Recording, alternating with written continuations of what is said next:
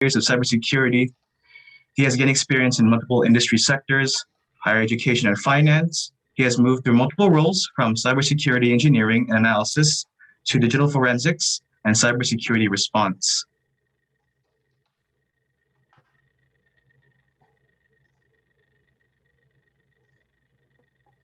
All right, thank you. Yeah, go ahead. All right, so yeah, hope this is the right session. If you were interested, we are going to be talking about what is DFIR, or digital forensics and incident response. Next slide, please. Cool. So just a little bit of what we were going to do. Thank you for the introduction. After that, we'll go into our digital forensics, the history of digital forensics, the different specializations that exist, some key skills and soft skills and technical skills that are required or will be very helpful if you choose to go down this career path, and then some tools to get started, as well as some resources. And this talk is really open discussion and questions, because we want to make it as collaborative and welcoming as possible. So cool. Next slide, please. Yeah, just to piggyback on that great introduction, I am currently an IT security engineer at Qualcomm. I've been in the industry for 10 plus years. And prior to this, I was actually an archaeologist. I've also worked as an ethnographic conservation technician, an archivist, and a library cataloger. And you're probably wondering how that all leads to a career in digital forensics. And there's actually quite a bit of overlap that we'll dive into later on in this talk. Surprisingly, they're actually quite similar. In my day-to-day, I focus on data collection, data preservation, and then analyzing all that data that's collected, or evidence as we call it, in support of internal investigations, insider threats, and e-discovery. Ramon? Yeah, so my name is Ramon Garo. I am the manager for the CSIRT that Abigail described to us. It means Cybersecurity Incident Response Team. So I'm the manager for the incident response analyst of the Cybersecurity Incident Response Team at IBM. Essentially what our team does is we respond to cybersecurity incidents that affect the organization. So, there'll be the things you think about, like, a system gets hacked, somebody gets malware on the system. It could be, an employee, somebody in the organization doing something they're not supposed to do. We investigate that to fully, conduct analysis, capture data, investigate, and fully characterize, the details of the cybersecurity incident. And this is by far the most focused role I've had in that field. But I've also done, incident response. I've done digital forensics at other organizations, much like Abigail said. I worked in the leisure industry at a cruise line. I worked in higher education. I worked at a financial institution. I worked at a small technology firm. So I've been able to get a taste of incident response, of cybersecurity in general, at multiple different organizations that have different focuses and their own unique challenges. Big organizations with lots of resources, smaller organizations where I have to do everything on the cheap using free tools and scrambling to find hard drive space, all those types of things. Like I said, I've been doing this work in this field for over a decade, 13 years approximately now, and just I really love the incident response, the digital forensics, the specific specialization I'm in now. DFIR is just ridiculously interesting. I love it, which is why I'm more than happy to be here and kind of describe the field to you all and give you guys some tips about things that are important to keep in mind if this would interest you as far as a field to approach.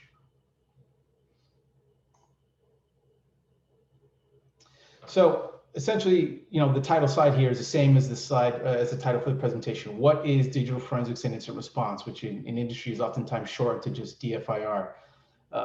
Essentially, DFIR is really two components to that initialism. The DF, digital forensics, is essentially the science of preserving, collecting, and analyzing digital information, to investigate it and achieve your ends, whatever that may be for the investigation.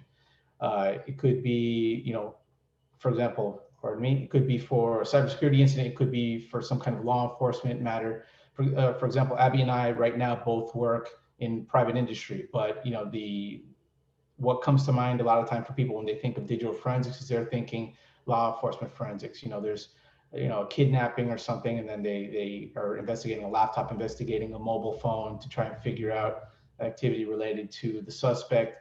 But as we said, it also, the DFIR also has, there's a huge need for that in private industry. We're investigating hacks, we're investigating employee activity that may be inappropriate, may violate some kind of company ethics code, things like that.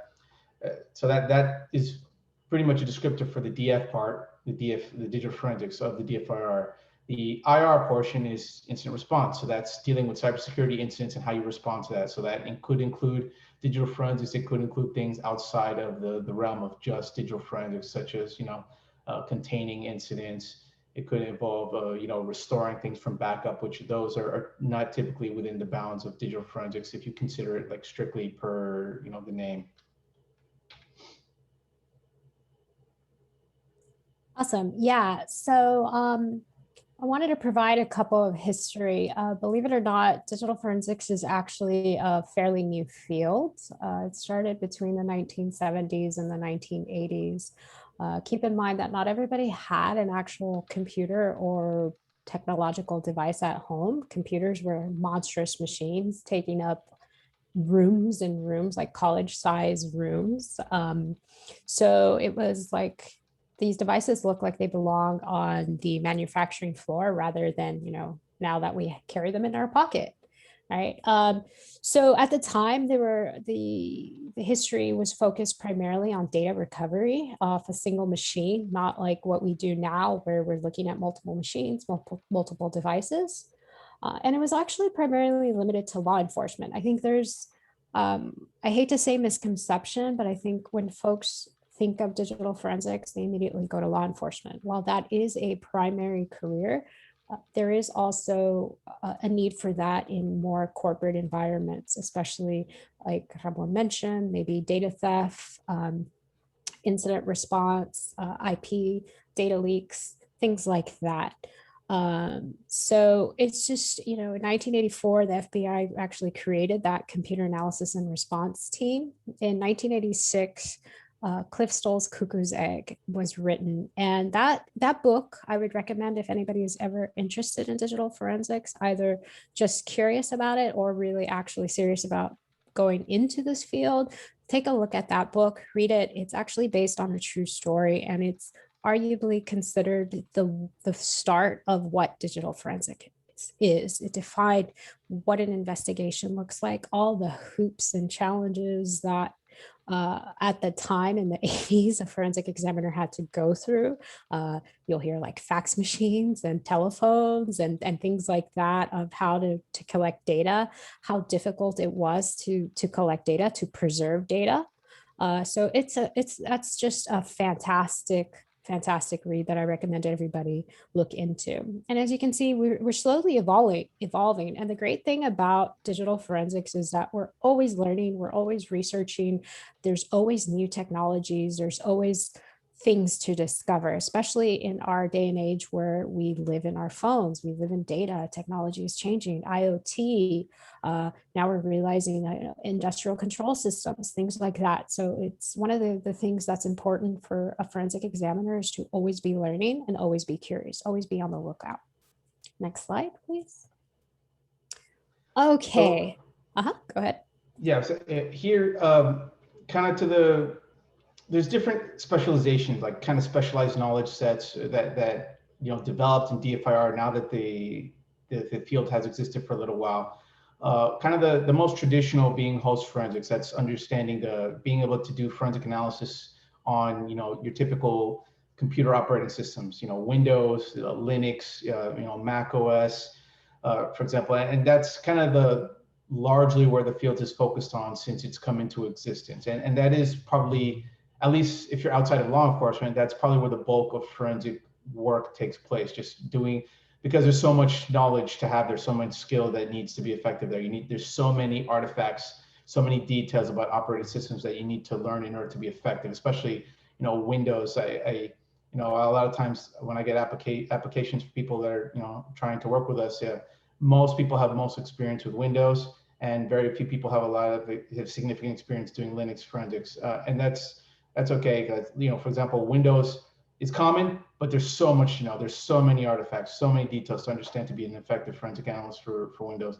Linux DFIR skills are less common, but by comparison, there's a lot less to know. There's not as many artifacts, but there's just so much to know about host forensics in general. Network forensics would be, where you're looking at packet captures, trying to decipher activity based on network captures, and maybe looking at logs of connections, things like that. Memory forensics is sometimes lumped in within host forensics, but it's essentially being able to forensically analyze memory captures to figure out what was happening at a particular given in time when memory was captured, right? Abby and I both spoke about mobile device forensics. This is especially common with law enforcement, and that's exactly what it sounds like. It's like smartphone forensics, being able to do and capture the data and then analyze the data from an iOS device, an iPhone, an Android phone. I don't think really anyone has a Windows mobile phone anymore, but I suppose it might happen every once in a while. IoT, that's it's becoming more and more new, right? You have your smart thermostat, you have for whatever reason somebody might have a smart refrigerator or something like that. Just all these smart devices that they don't have a ton of capabilities, but they do have some storage. They do have some amounts of capabilities that may be relevant to investigation. IoT and industrial control systems have kind of that similarity where there's not necessarily a full-fledged operating system, but there's still relevant data that may need to be analyzed. I know, like for law enforcement, one that kind of blends between IoT or ICS, that is, for example, if there's an infotainment system on vehicles, that might prove useful for forensics if they're trying to figure out where a vehicle has been. The vehicles, map, whatever built-in maps, and may have useful information to law enforcement, right?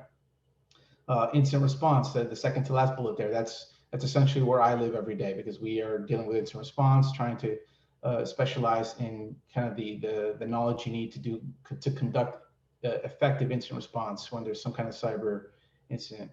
And then e-discovery, which has that little star because you might consider it part of DFIR, some people won't, and I feel like, Abby, you're probably the best person to talk about e-discovery. I've done some of that work as well, but that's not really where I specialize.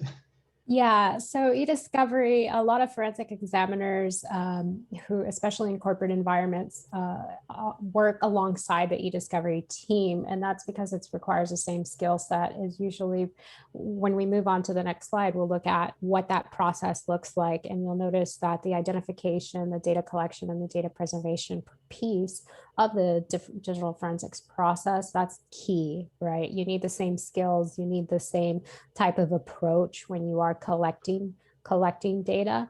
So that's why it's lumped in, and some groups will lump it in under digital forensics. I'm one of that. I just work alongside the e-discovery team throughout my career. And usually if you have the skills to be a forensic examiner, you have the skills to be an e-discovery analyst. And so it's a great way to pivot if you're not happy in forensics, or it's a great way to leverage your skills. That means you're providing a lot of value for your organization. So that's something to consider and keep in mind. Also, if you're just interested in e-discovery, it's another great way to enter the field. Look at what e-discovery jobs are out there, because they'll provide you with the foundation of how to collect email, how to collect images, how to process them and preserve them. And that is the first step in the digital forensics process. So if we can move on to the next slide. I have a question regarding digital forensics in general. Okay, sure. Yeah. In terms of ethics, in terms of user privacy, how would that lump into the process of collecting data? How would you consider that? So that's actually a great question. It dives into our first step in the digital forensics process. Oh. Yeah, no, absolutely. Great question. So one of the stuff that we look at is the identification. So like I said, I used to be an archaeologist. One of the steps in archaeology is you can't even touch anything. You can't even dig until you get okay. And that okay comes from the government. That okay comes from the regulatory bodies, that ethics group, right? Compliance. And that's what we have to do before we even begin a case, at least from my side of the house. we actually have to get approval. We have to know, what are we collecting? Where is it located, right? If it's located in the EU, we have to keep GDPR in mind. If it's in California, we have to think about those privacy laws. If it's located in Asia or APAC region, right? We have to think about, are we even allowed to export that data to the United States? Are we even allowed to touch that data? So that's a great question. That's how it relates. Before we even get started, we have to get the okay. We have to ensure we're abiding by the laws of that country and also the policies that are set in place by our organization. And sometimes we will get the, no, you can't do that, right? They'll just say no. So cool. Continuing along with that, once we identify what we're actually collecting, where the data is located and what kind of case it is, because different cases will have us focus on different areas. As we mentioned in our previous talk, that one of the challenges that forensic examiners and incident response analysts are facing right now, the industry as a whole, is that our devices are only getting larger. Right, we're seeing terabytes and terabytes of data now housed on our laptops. Right, I'm working off a 1 terabyte machine alone.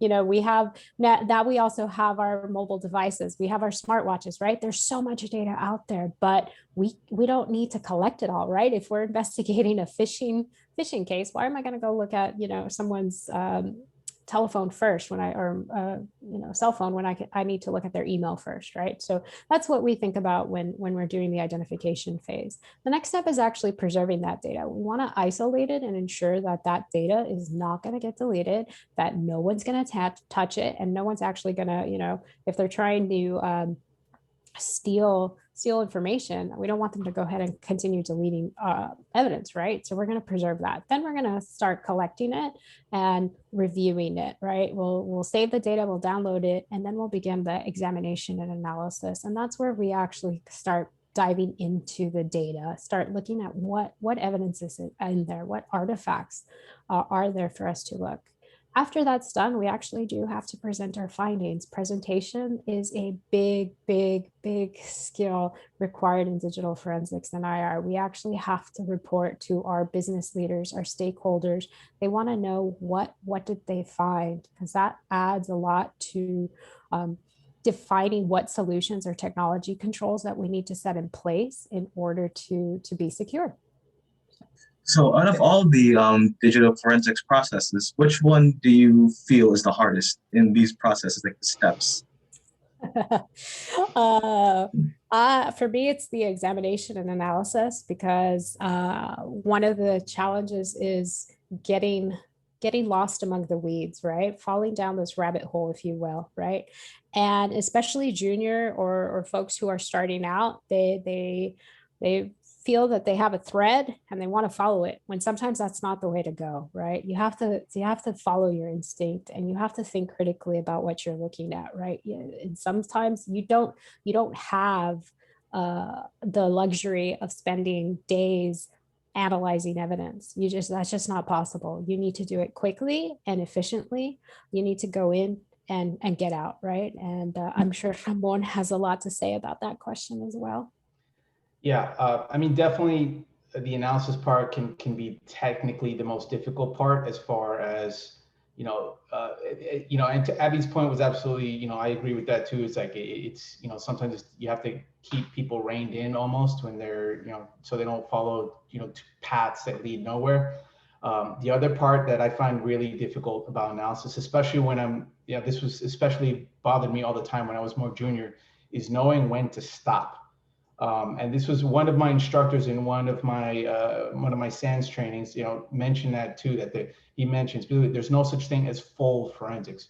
You can always keep analyzing more. The hard part is knowing when you've done enough to reasonably satisfy the questions you had at the outset of your investigation, that's something that is important for that identification phase. You need to, in addition to identifying the type of case, the data itself, you need to identify, like, well, actually, what is it that you're trying to accomplish with this investigation? And then, being able to eventually make a judgment call when you've reasonably, done your due diligence and doing the effort to satisfy. And that's really, really difficult, in some cases, especially the hardest part is when, you feel like something happened and you can't find the evidence.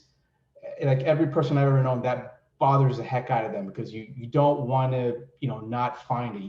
We like solving problems. We like solving the case, figuring out the smoking gun to the mystery, so to speak. And when we can't find it, that bothers the heck out of us. I think that's probably universally true across the field. I think we want to have the satisfaction of knowing that we did our work right and we figured out the answer. So figuring out when to stop, that's tough. And a lot of times that becomes a judgment call that becomes easier with experience. And that's when it's always good to lean on your colleagues, lean on people that are more experienced to say, look, I did all this. Like, do you think there's anything else I could or should do? And that helps a lot.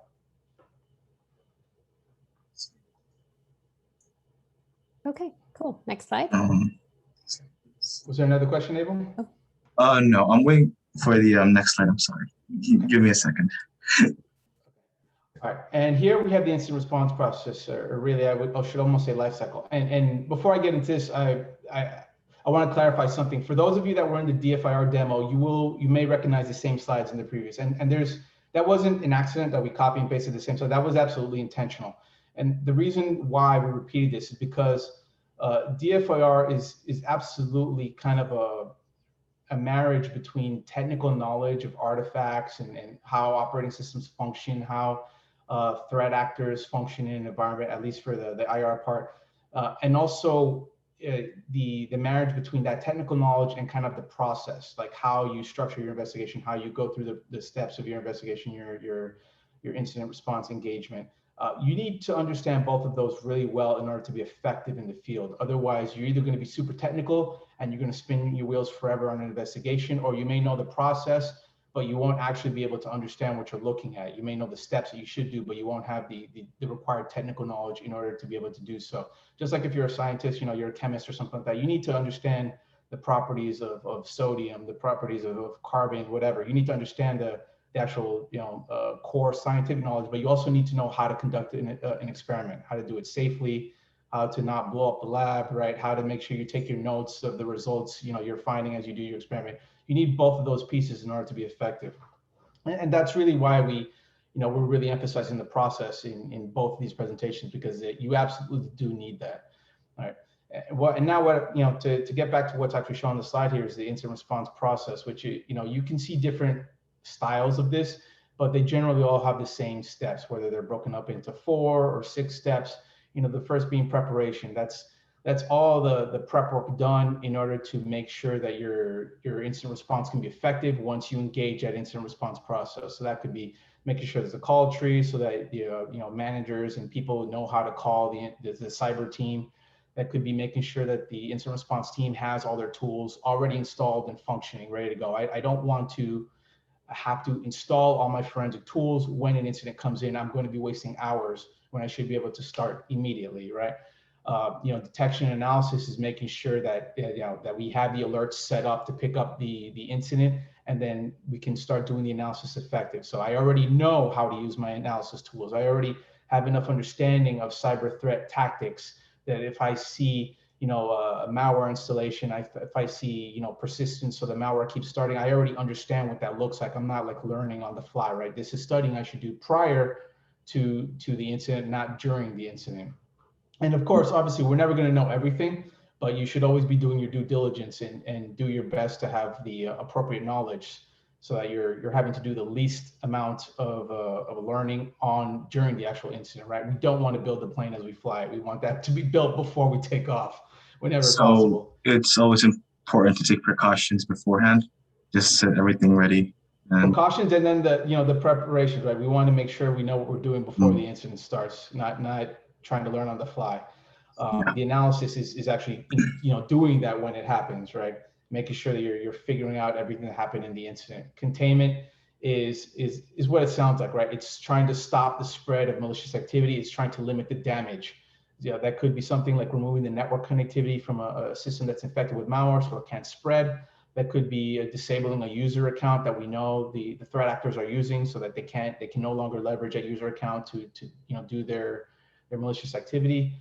Those are typical common types of containment steps. Eradication is also kind of what it sounds like. It could be, removing the malware from your environment by, using some tool across your enterprise domain to just kill that malware wherever it's found. It could be shutting the machine off, reformatting a machine so that no traces of attacker activity are left.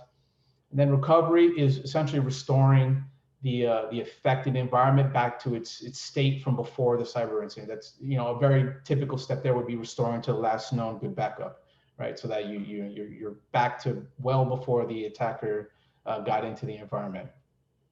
And then post-incident activity. This one's extremely important and oftentimes underemphasized, I would so to speak. That is making sure that this is very much related to the presentation step that Abby mentioned on the digital forensics process. So that's making sure that you take all this knowledge, all these notes, all these observations for the entire incident response process before that, and making sure to feed that into the environment, into the organizations to strengthen the incident response abilities of the organization for the next one. All right, so that's making sure you discovered attacker got in via XYZ method. So put some additional security controls around that. Make sure you increase the log retention so we can see back farther in time. If we figure out during the incident response, okay, Ramon's license ran out on his forensic tools, and that means he was delayed by a day because he had to renew his license or he had to find an alternate tool. Right? Make sure you do weekly checks on your tools to make sure that the licenses are good. Right? Something as simple as that. So, post-incident activity is all of that. The other thing to emphasize is look at those curved arrows. All these steps feed back into the previous ones, feed back into steps, that came 2 steps before, because this is oftentimes a cyclical process. I may discover during containment, oh, there was another user that was affected. I have to go back, do some additional analysis. So it's not, I do analysis and then I'm done. It's usually I'll do analysis. I may do the next step. I may get another alert. I have to go back and do more analysis, right? That's very common, especially for bigger incidents with advanced attackers. Awesome. Okay, so now that we've provided some context of what those processes look like, it's good to explain what that actually looks like in the day-to-day. So, examiners use knowledge and experience to decide which actions are most appropriate. Like, we're not just gonna, we do have our checklist, but we know that we can't cover them all, right? So it's important to have that methodology and strategy in place on how we're going to approach that investigation. We have to identify the scope, especially, thinking about those laws and the policies that are set in place for an organization. We have to think about, okay, we're not going on this wild goose chase, right? We can't just go hunting because, hey, I heard so-and-so is doing something bad, let's go look. No, we actually have to have some reasonable expectation that is a serious concern, right? So we identify the scope and then we start thinking about where we're going. You can't just go into, if you're going to go on a road trip, maybe you want to just go and see where the wind takes you, but sometimes you should carry a map, right?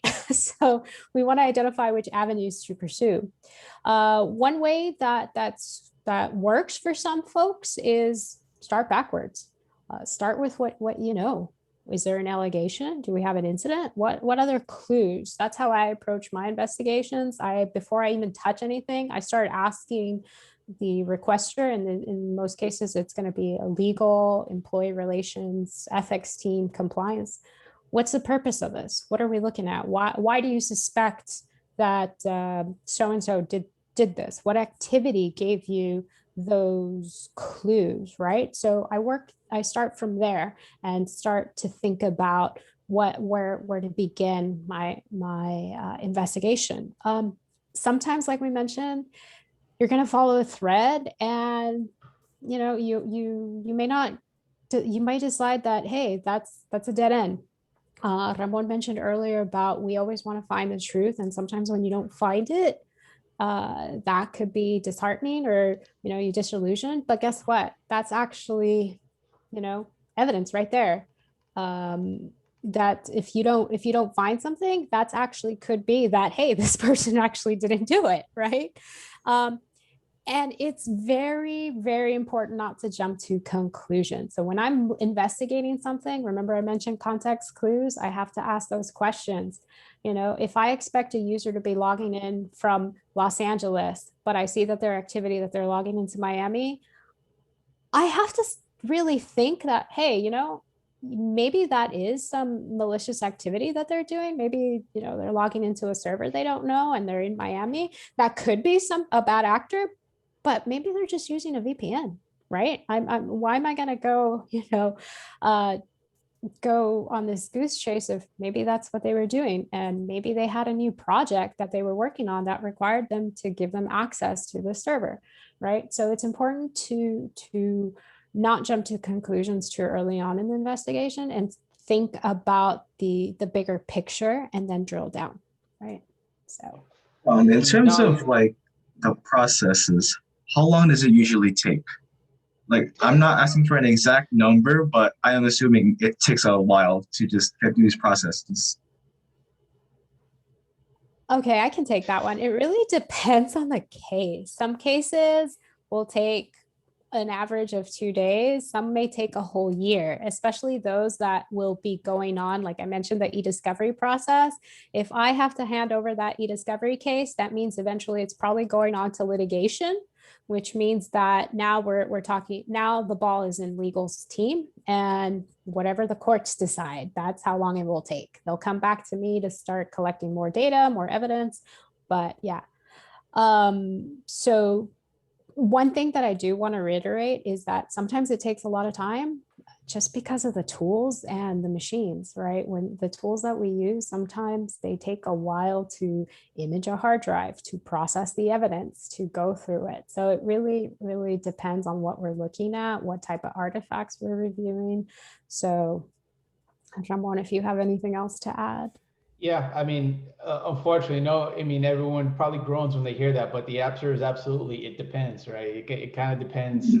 I mean, so like every once in a while, you know, we get asked for like an SLA, like, oh, can you tell me how long this investigation is going to take? I was like, no, no, I cannot. I cannot until I've at least spent some time on the investigation to know, you know, what am I looking at? Is the data I'm provided to look at actually all the data I need, or do I need to go back and ask for other data, which means I may need to, you know, start the legal request process, like Abby mentioned. I mean, I may need to, if there's data that is relevant to a case that's in another region, I may need to pull in another analyst from that other region because I'm not authorized to do the analysis for that other region, right? And then we have to kind of start the whole process over there. So, I mean, once you get more experience, you can maybe get some vague ideas how long some things will take in your head, depending on, you know, how much data you're going through, what are the forensic analysis tasks you would have to do, at least you estimate at the beginning in order to do that. So you can estimate some things, but you know, it's always hard to say exactly how long things will take. Yeah, and you never know what you'll discover during the course of an investigation that will end up, you know, kind of just absolutely throwing your initial estimate in the garbage, right? That happens a lot, you know. Kind of like Abby said, I've also been in investigations that have lasted months, you know, months and months and months, you know, depending on the scope, if it's a large scope, or it could just be, you know, it's a single machine, but, you know, we are waiting on legal. I need a machine to get shipped to me. You know, we need a decryption key, and, you know, something like that. Like there's all sorts of factors that can make things take longer than you expect, or sometimes, you know, you find the smoking gun right away. Almost right away, you know, you make sure to check your thinking, and you end up being able to figure it out, you know, everything a lot faster than you expect. So, I mean, did that cover that question, Abel? I know, I mean, we can't give you a definitive answer on that, but, you know, unfortunately, that's kind of how it is.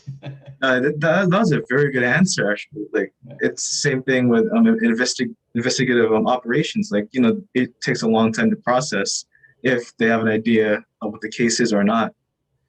So, no, thank you. Sure.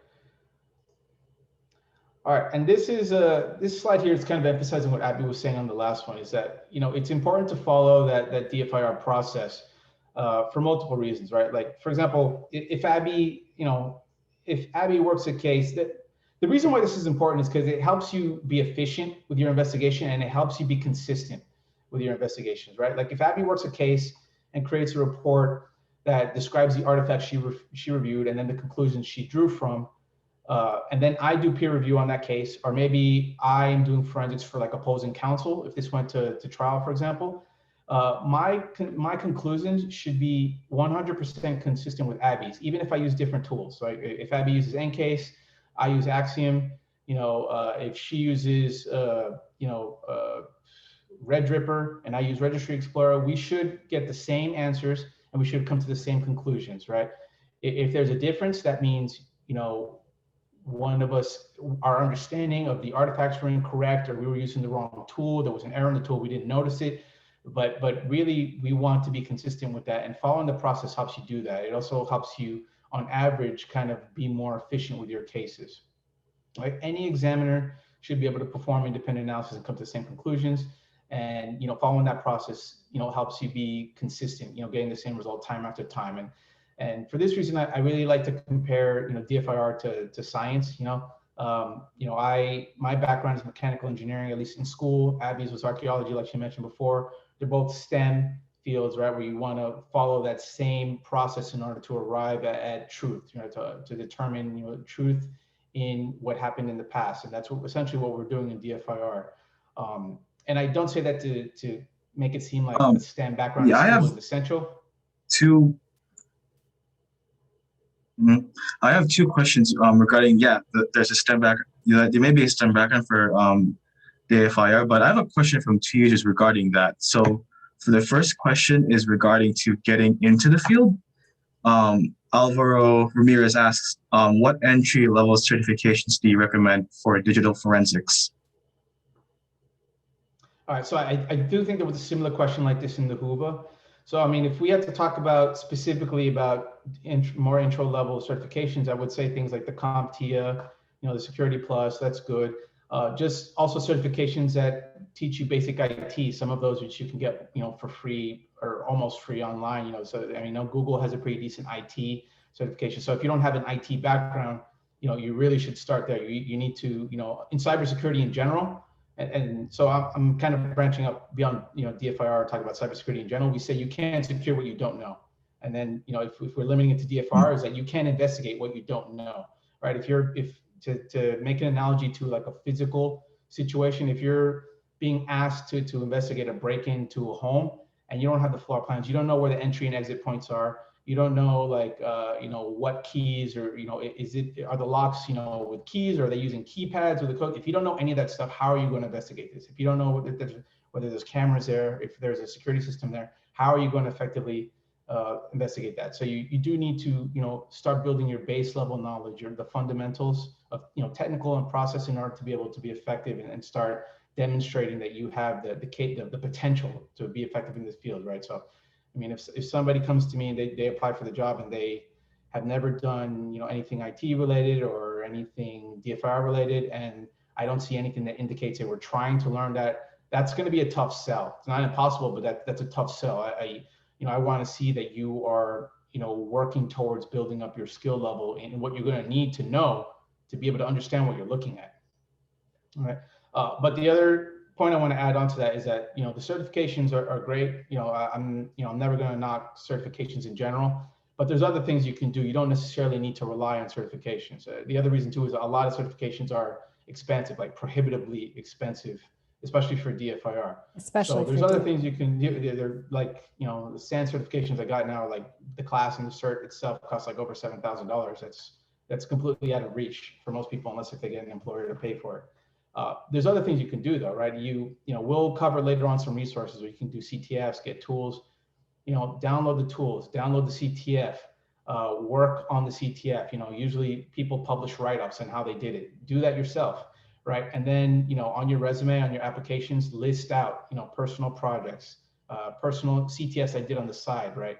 And it's like, I did the Magnet Virtual Summit 2020 CTF, right? That's list that as a project, and then your bullets, like you would put a job, your bullets of responsibilities you did during your job. Instead, for your personal project, the bullets would be, I learned how to do keyword searching. I learned how to hash your files. I learned registry analysis, right? Show me there that you're starting to learn, like, okay, we have a base that we can build off of. Even if you haven't done it professionally, showing me that is extremely valuable, because nobody paid you to go learn that. You didn't do it because you have student loans and you have to pass or you waste your student loans. If you did that on your own, it shows drive that not everyone has, and some practice with real life skills. Abby, were you going to add something to that? I think I saw you. No, I think you covered it all. And actually, in the next slides, we're going to talk about some of what those skills look like. Okay, so yeah, in addition to the certifications, as we did mention, unfortunately, the certifications for DFIR are very costly, right?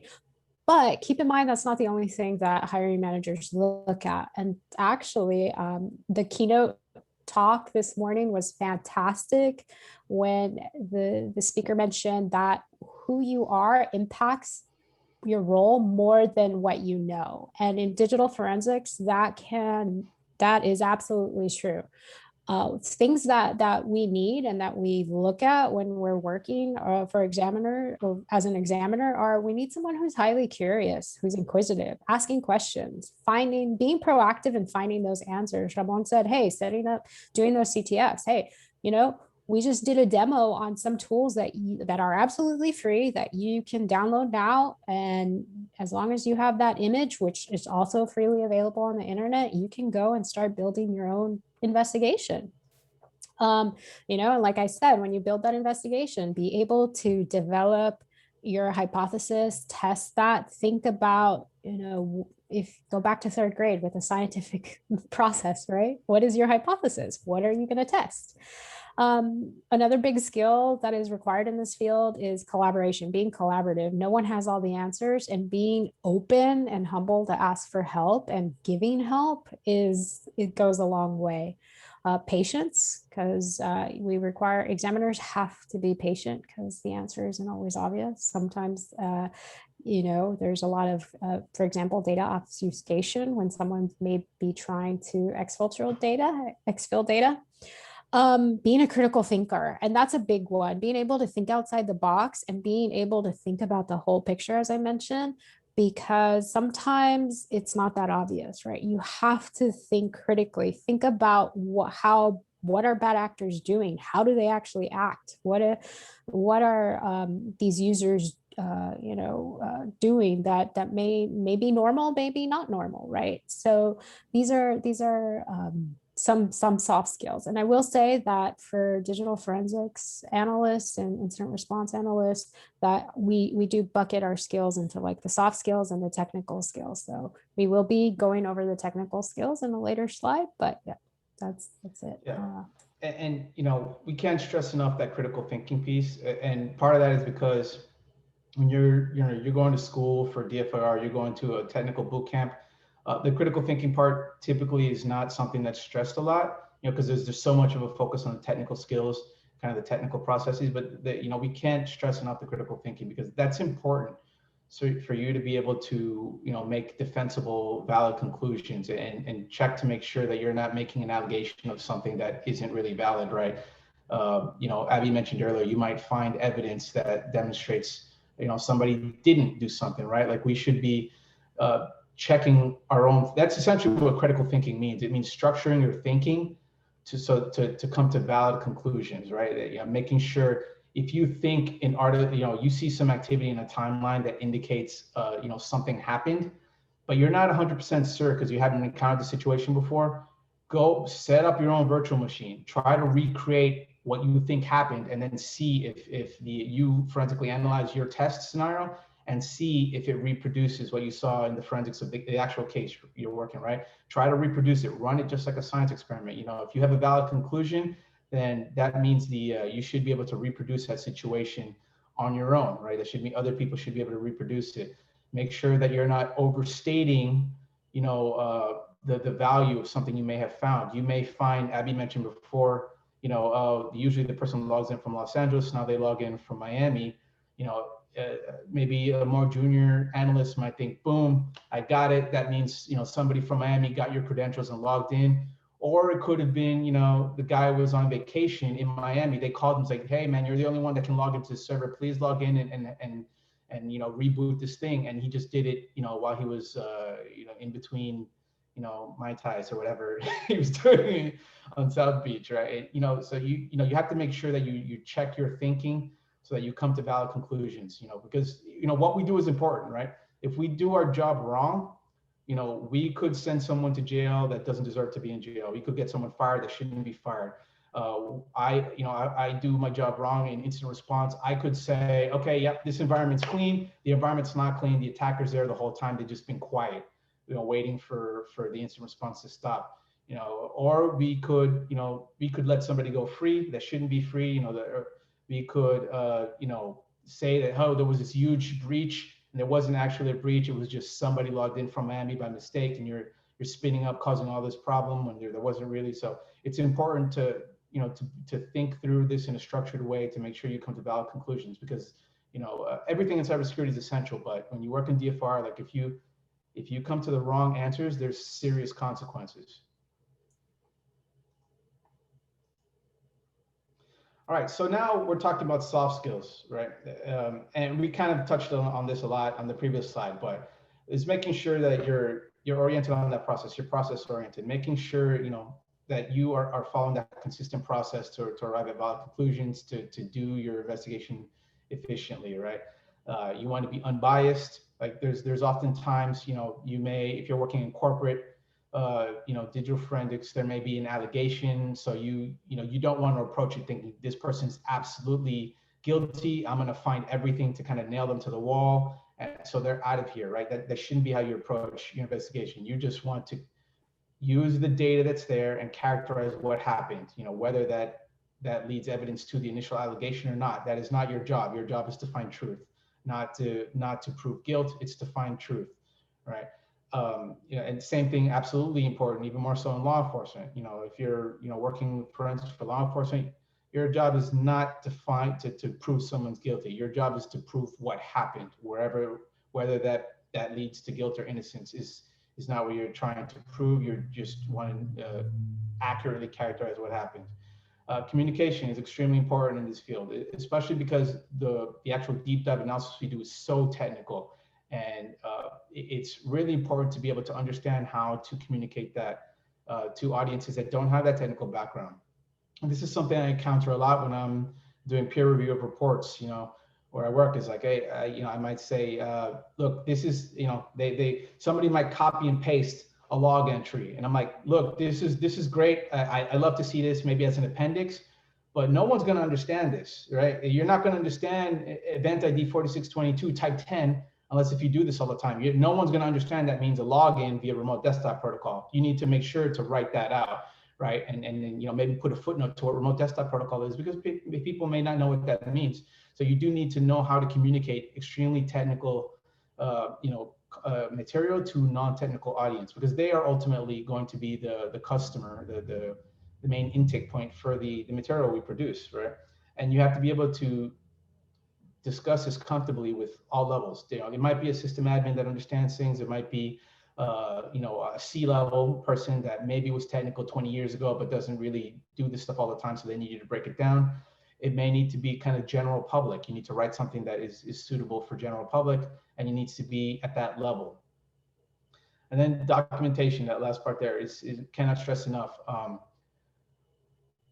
Analysts on on our teams, I'm sure, are incredibly smart. Like just the wealth of skills is incredible.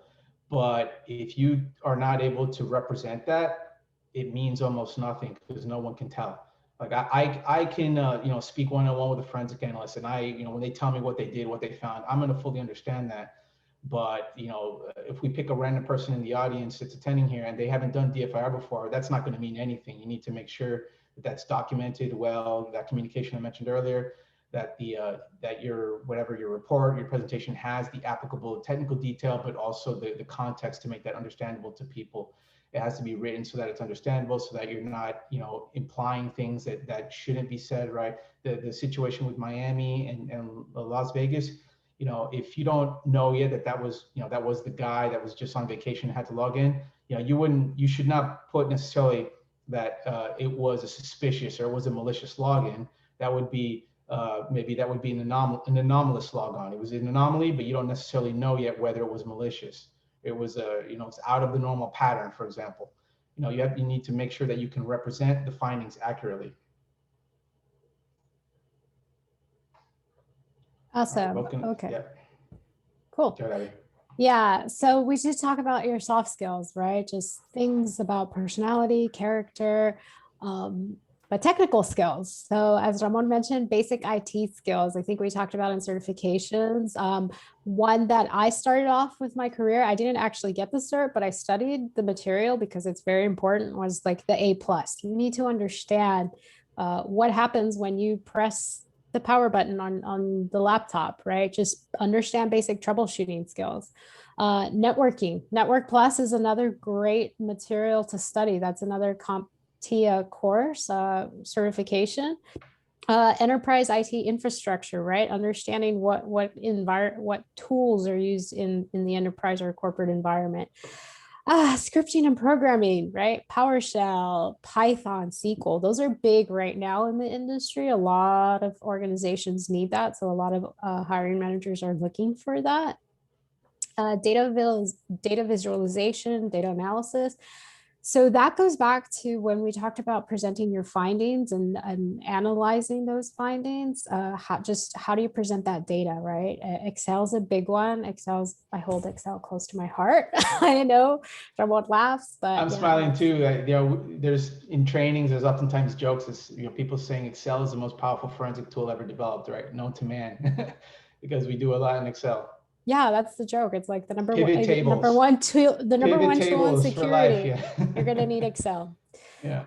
Understanding, so evidence handling, that I put that in the technical skills. It could fall under either or, but that's just understanding chain of custody, understanding kind of the legal aspects of digital forensics, your operating system and your file system. Depending on if you want to do host-based forensics, you're going to have to know that and understand the basics of that. And yeah, like I said, we mentioned earlier, once you understand that, you have to understand all the artifacts that come associated with that, and they're changing. So you don't need to know all of them, but you do need to know which are the main ones, which one you go to. So for example, if I say the Windows registry, you know, yeah, which ones are you going to go look for?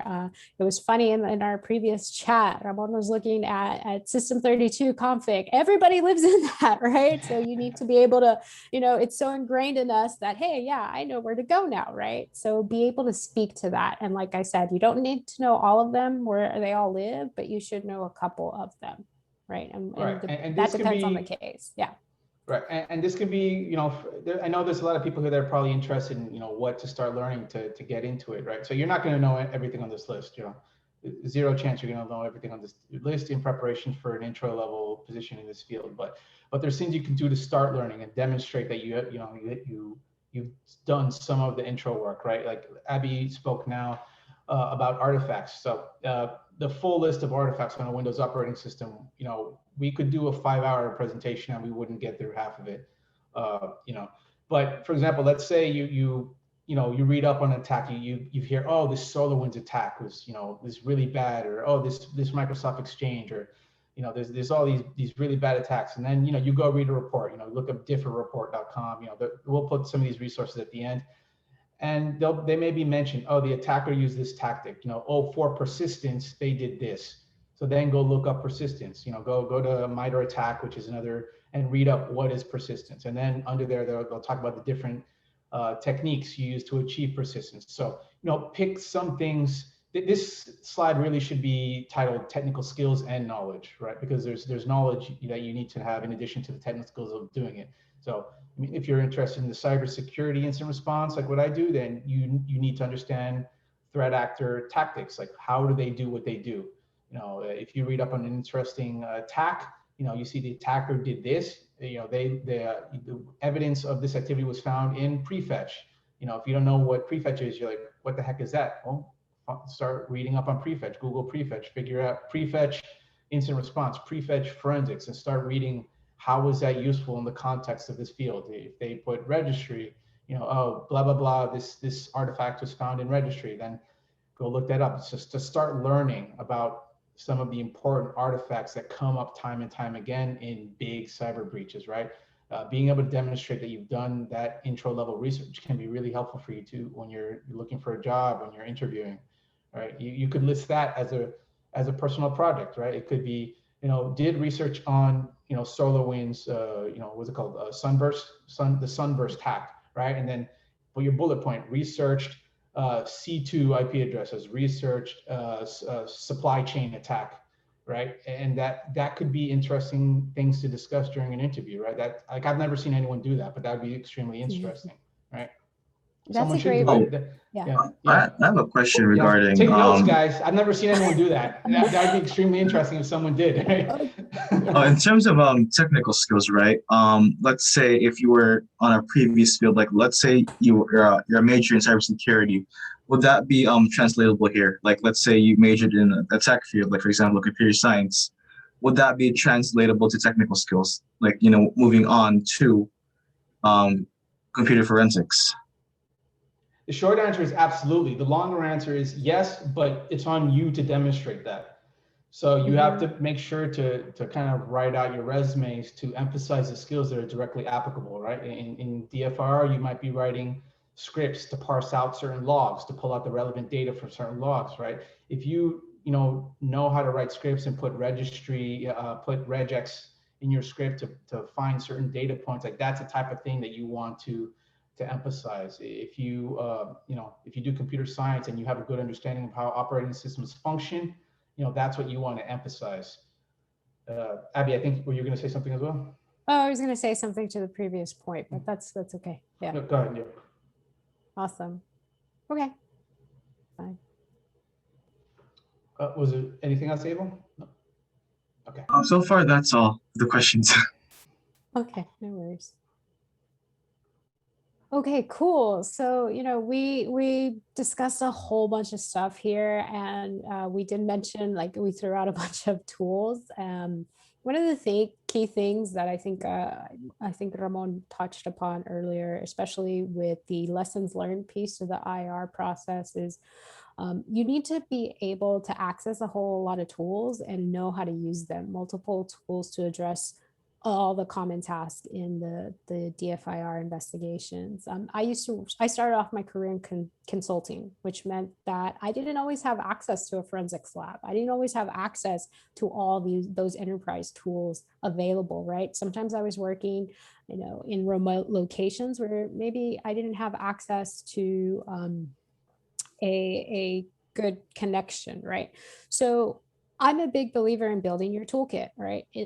Get those tools, get comfortable with using a variety of tools, get comfortable knowing what the tool does. And that's a big one. Just because you know how to use a tool does not mean that you know what the tool does. And the reason I say that is because that was one of the first lessons I learned in my career was if you understand what's happening in the background, right, then you're going to be able to know and be able to use any other tool, right? I think Ramon made a good point when he said, set up your VM, understand what's going on in the background, do some clicking, navigating here and there, and then go and figure out those artifacts that are behind the scene. The same thing applies to your tools, right? Know that if I give you autopsy, if I give you Encase, if I give you FTK Imager, you should be able to at least know the basics of, okay, this is where I can go to see my file structure and my folder and my directories, right? This is where I know where to find the evidence, right? I may have never seen those tools, but at least I know what to do when I see them. We've provided a great list of some tools. Some of these are free. So for example, for imaging, this is a great free tool that we talked about in the demo earlier, FTK Imager, right? You can absolutely go ahead, download that, get comfortable with using it, navigate the image and start doing your own investigation. That's a great project, right? I learned how to use FTK Imager. I collected my evidence. I processed my evidence. I reviewed my evidence, right? When you're mounting, that's another great skill. Sometimes these tools work in different ways. So FTK Imager, you can actually mount the image and navigate through your own OS, right? So it just appears like another drive.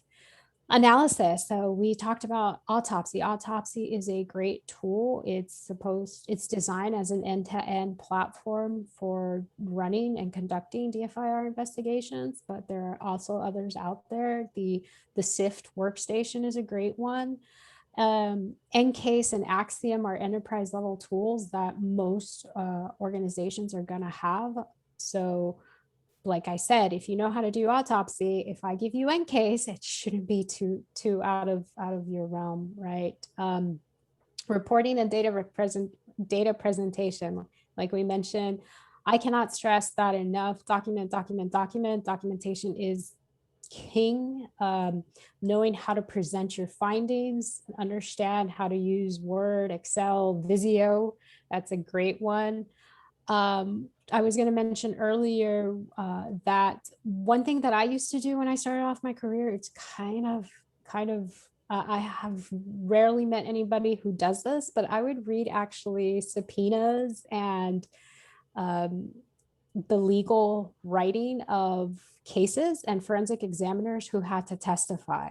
And the reason I did that is because, one, it presented the findings in the best terms possible. So you have a forensic examiner that has to testify as an expert witness. They're going to define everything. And the documentation is going to be very on point. They're going to have to describe what they did, when they arrived, what they looked at, what tools they use, how they write, both technical and non-technical, right? So that's, like I said, I don't see many people who do that, but that's what helped me in my career when I first started off.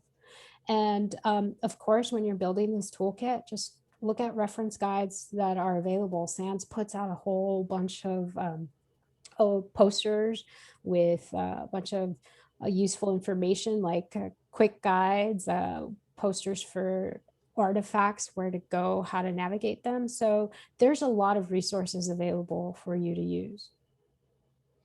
Yeah, to that point, that toolkit needs to be like almost a few levels deep, right? As like an example, I had a case a few months ago, and I tried autopsy. I could not get this image to mount an autopsy. I tried Axiom. It would not mount in Axiom. I think I tried some of the tools from SIFT. It would not mount in SIFT. I was able to use FTK Imager, actually, oddly enough, and I was able to use another one that's not on this list called X-Ways. And you need to not be stopped by certain, you need to make sure that you're strong enough to not be stopped. So it's good to have that familiarity with multiple options, so that you're not halted just due to, like, quote unquote small technical problems, because there's almost always some solution, right? Right. So now, this is the tool that we want to show you all, because we understand there's probably going to be some degree of interest in the field and understanding beyond what we're telling you today. What are some of the things I need to keep in mind if I seriously want to approach a field. So we like this tool a lot. It's called the Cyber Career Pathways tools, because it allows you to kind of look up lots of different fields in cybersecurity, and then start listing out what are the knowledge, the skills, and the abilities, right? And I can just bring that up quickly so you can get a feel for what it looks like. So it kind of looks like this. You can kind of click on certain domains. You can, if you just want to click on certain things, it's pretty cool. If I click on cyber forensic analysis, and then you get the ability to click through and see, okay, these are the the knowledge sets that are important. These are the skills, a lot of which Abby and I were discussing before. These are abilities, right? The common tasks in the field. And this is kind of how you can start figuring out what you need to do to seriously approach that as a job. We kind of, like earlier we said, you can't secure what you don't know. It's also, you can't seriously make a concerted effort for a job if you don't know the details of what the job entails, what it requires. If you can get that knowledge on what the job is, what are similar jobs that it does a good job, then you can really start building up specific knowledge sets, or start doing some little dabbling in certain skill sets to kind of make yourself marketable, to really build yourself up in that direction. And that's always something else you can bring up there. Research the field in this tool. Started working on the core CSAs, the KSAs, pardon. The knowledge, skills, and abilities. And that's that could always be a great conversation starter. Somebody sees that, they've never how many people are going to list that on their resume? That could be something that helps you stand out. So the website, right? So for it offers like different career pathways. Like for every bubble you click on, there's multiple ways of achieving that goal. So let's say I want to see like what IT looks like.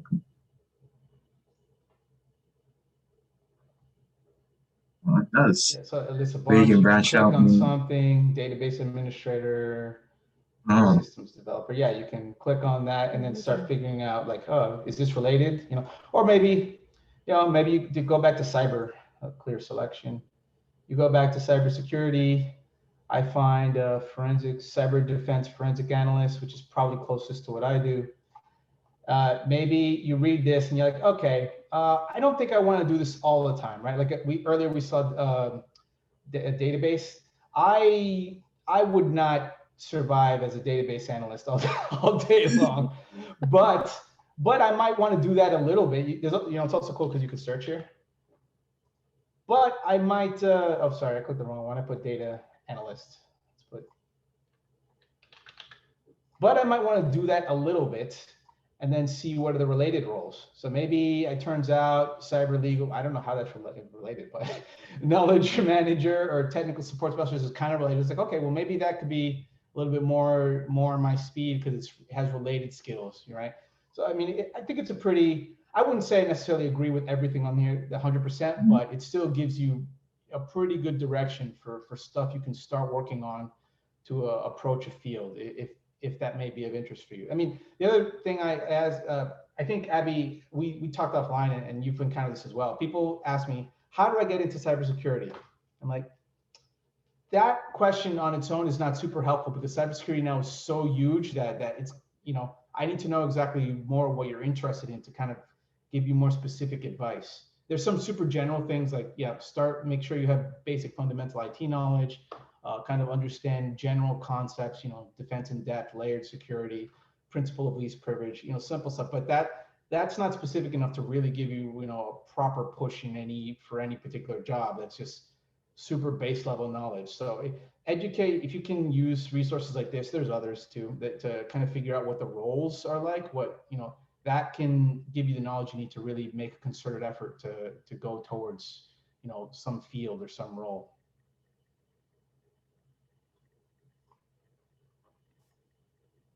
Cool. Yeah, and these are just a couple of resources that are available. I believe the slides are going to be made available to all the attendees here. Some of my favorite about DFIR, I live on that Discord channel. They do have a Discord channel. I would highly recommend it. There are just a wealth of information and you'll realize that the DFIR DFIR community is kind of small. And so join us. Join us, please. It's kind of small but everybody's always so helpful. Like if you have a question, you're going to get a bunch of responses. Like everybody's out there to help. If you want any images to play around with and test, maybe you're not sure if this is for you, or maybe you just want to play around and see, go ahead. About DFIR has a wealth of information. What else? This one's really good too. DFIR Diva. Yeah. DFIR Diva is great because this is someone who's actually newer to the industry, but because she was learning about DFIR, she made a blog. She started putting up all these resources that are helpful. She has free training videos you can watch, affordable training. She has a category for affordable training stuff that's, just a few $100s, not like the $7,000 range, like I mentioned before. Links to tutorials, resources. So, I mean, that's those first two about DFIR and DFIR Diva have a lot of good info, especially for people that are trying to get into this field. We've mentioned SANS more than once. I mean, their training is honestly prohibitively expensive for people that don't have an employer paying for it, but they do put out a wealth of free content, posters that have all these artifacts that we talked about before. They have webinars. They have webinars all the time that go deep into some of these topics. I mean, in some cases, some of those may be too deep almost for people that haven't really been in the field for a while, but it's good stuff to get exposed to. If I may interject, yes, speaking of SANS, the Digital Forensics and Incident Response Summit that is coming up, I believe in June or July, oh, don't quote me, you'll have to go to the website, is actually free. So you get 2 days of digital forensics and incident response webinars for free. So I would highly, highly encourage you to sign up. I signed up last year and it was a fantastic event. One of the biggest questions that hiring managers ask is, how do you keep up with the industry, right? What do you look for, right? Bam, just say, yeah, I've attended the summit. Magnet Forensics is having their own summit as well with a CTF. I highly encourage you to sign up for that as well. These are our resources available. When I said our community is very collaborative, I wasn't kidding. Which is funny because we can't talk about our specific cases, right? Right. We can't talk about our specific cases, but we do like, hey, I encountered a problem on Linux Right. forensics. This is true. Yes. Yeah. We are. Yeah. No details of that. Yeah. The cool thing is that the SANS summit that Abby mentioned, it does unfortunately occur during work hours, but it's all recorded. So a few weeks after it takes place, all that stuff will be on YouTube and you can watch it all afterwards. And I actually have some that I've watched more than once because, the field, the subject material may have been a bit above where I was at any given time. But, and usually during those summits, they almost always have, some sessions about getting into the field. They usually have some for people that are either brand new or very junior level. So to kind of help kind of spread around the level of advancement in terms of background you need to make use of it. Yeah, I would highly encourage folks that even if you think that may be above your knowledge, go take notes and you start picking up the terminology and the jargon that a lot of examiners use. I know that we did throw a lot of words in here that may be new to you, but I think in our previous demo in the slides, we did provide kind of like a definition slide. That's one thing to expose yourself on. One of the better ways to expose yourself to maybe to the industry, and if this is something that you're interested in. Other things that I want to mention, in addition to the free tools that are available, some of the podcasts are also good. I want to call out Cellbrite. So my background is in host-based forensics, focusing on Windows. Cellbrite is a company known for mobile devices, cell phones and stuff. So if you are interested in mobile forensics, mobile device forensics, I would highly, highly encourage you to take a look at the Cellbrite website. So anyone interested in going the law enforcement route, like forensics for law enforcement, you should definitely, start reading up on mobile phone forensics, iOS, Android, because I don't know firsthand, but I'm guessing that's the majority of the forensics they do. That's these days. A lot, yeah. Yeah. And we can't stress these enough. Resource groups, networking groups, really important. Both Abby and I are in this one, Cyber DEI. It stands for Cyber Diversity, Equity, and Inclusion. There's a different channel specifically there. Granted, Abby and I are kind of the ones that do almost all the posting in there, but there's lots of good resources there. It's cool to talk to other people in the industry. I mean, there's people there that are super experienced in the field. There's people there that are still in school and haven't done a day of professional cybersecurity work in their life. And it's a great place to kind of discuss with people in the field, ask questions, ask for a practice interview, ask somebody to look at your resume. I mean, all that stuff is you can do there, and all these other resource groups as well. These are really great groups as well. Yeah, and the one that we didn't mention on the slide that I do want to talk about is Tequeria. Tequeria is a nonprofit that serves one of the largest group of Latinx professionals in tech, and we also have our own like cybersecurity Slack channel, and we meet up, and I think it's just really great. So if that's another group that we could mention about. I think we're almost at time. Are any questions? So far, I haven't seen any questions. I think they've been answered during the session. Oh, cool. Cool. Yeah. Thank you. You're welcome. Thank you guys for being here. I never knew that well, I knew computer forensics was a thing, but not in this level of detail. So I was impressed. Like, I even looked up like the websites and all that, especially the link that Ramon provided with the many pathways. I actually like that one. It's really like effective and very convenient. Thank you. You're welcome.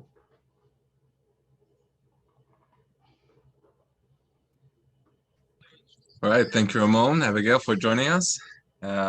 Everyone, stick around. We have the closing ceremony at 4, and we hope to see you. Thank you for joining us, and have a good day. We're almost there. Thank you, everyone. Have a good weekend. Yeah. Hope to see you in the industry. All right.